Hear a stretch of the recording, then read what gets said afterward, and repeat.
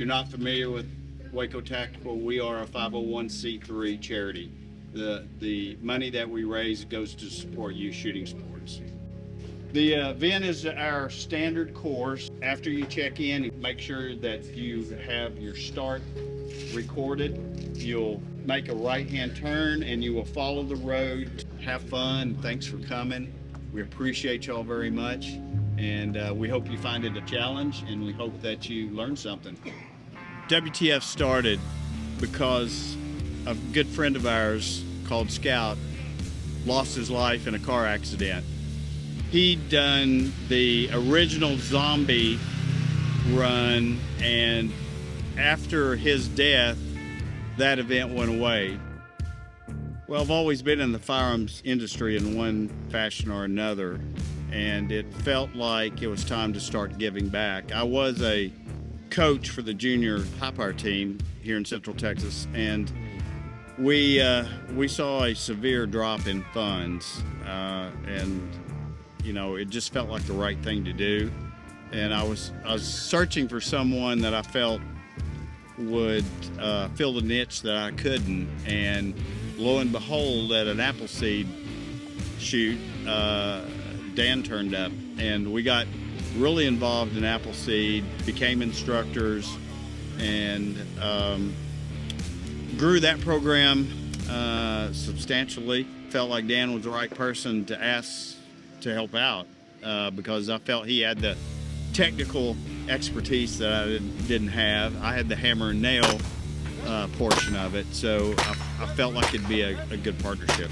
I grew up in New Jersey. We didn't have guns. I never saw a gun. I never shot a rifle until I moved to Texas. Actually, the first time I ever fired a rifle that wasn't a BB gun was at an Appleseed here in Texas, and it was a 22.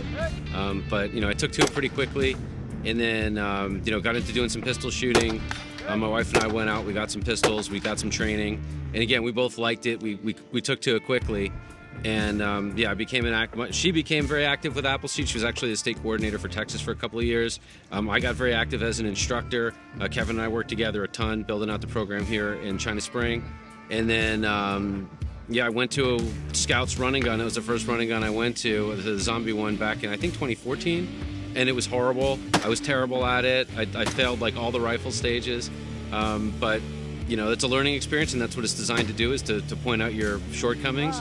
And so I had a long list, and got a lot of training, and came back. And the next one I went to, you know, I was kind of a contender.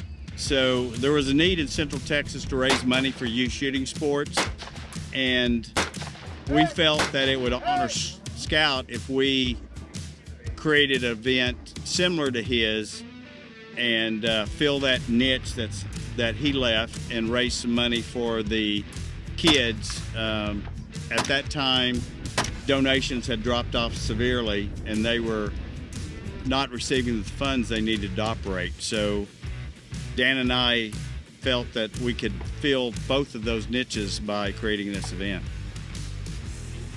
Well, it was kind of a crazy idea when Kevin brought it up. He's like, hey, do you want to start organizing a biathlon? And I said, not really. It sounds like a ton of work. And as it turns out, it was way more than a ton of work. But, you know, after the first couple, we kind of got it grooved in. It's gotten a lot easier over time. It's really popular. It's a good time. So, and then when Kevin said, hey, let's do these, I was like, yeah, okay. I've seen a couple of them. I know operationally some things I'd like to see better done and differently done. And so we were able to kind of put our spin on it and really make sure that, you know, on the operational and kind of technology side, we had a really slick system going. And it's only gotten better from there. The biggest beneficiary of our fundraising efforts is going to be the Central Texas Junior High Power Shooting Team.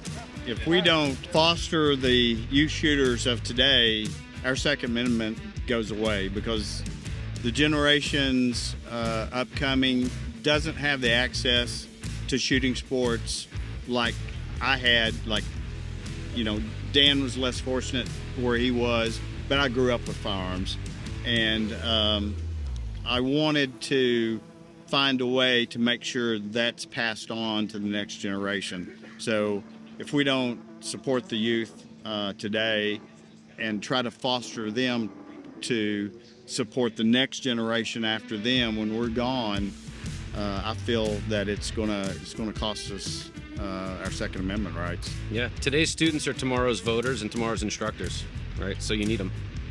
As a 501c3, the way we're organized, it's all volunteers. We pay no salaries. 100% of our net proceeds goes to the youth shooting sports. Yeah, I mean, I would say that it's, like Kevin said, there's not going to be a lot of waste and administrative overhead with us. We're very plugged into the youth programs because we're active with Appleseed, we're active with the high power shooters, and so we're really down there in the trenches with the kids. And we do a educational scholarship once a year for a kid that came through some type of shooting sports and has dedicated a lot of his time and has made a real effort to become a good shooter. I've been coming for years. It's just lots of fun. I do what I can do, and I really enjoy the shooting. If you're considering a donation to make a real impact for the next generation and the Second Amendment, consider Waco Tactical Fitness.